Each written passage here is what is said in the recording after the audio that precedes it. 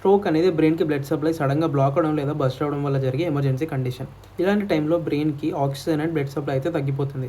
స్ట్రోక్కి 2 main types అయితే ఉంటాయి. ఫస్ట్ది వచ్చేసి ఎప్పుడైతే బ్లడ్ వెజల్స్లో క్లాట్ అనేది ఫామ్ అయ్యి బ్లడ్ అయితే బ్లాక్ అవుతుందో దాన్ని ఇస్చెమిక్ స్ట్రోక్ అని అంటారు.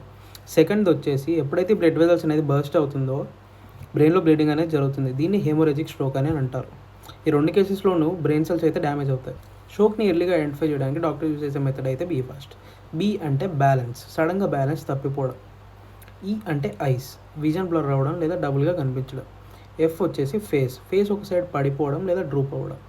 ఏ వచ్చేసి ఆర్మ్, మనం ఒక చేతిని లేవలేకపోవడం. ఎస్ వచ్చేసి స్పీచ్, మాట తడబడడం, మాట సరిగ్గా మాట్లాడలేకపోవడం. టీ వచ్చేసి టైం, ఇది లాస్ట్. ఇలాంటి టైంలో మీరైతే అంబులెన్స్కి కాల్ చేయాలి. ఈ స్ట్రోక్ అనేది ఎందుకంత డేంజరస్ అంటే ఒకవేళ మీరు డిలే కనుక చేసినట్టయితే బ్రెయిన్ సెల్స్ అయితే పర్మనెంట్గా డ్యామేజ్ అవుతాయి. ఎర్లీ ట్రీట్మెంట్ అనేది చాలా ఇంపార్టెంట్.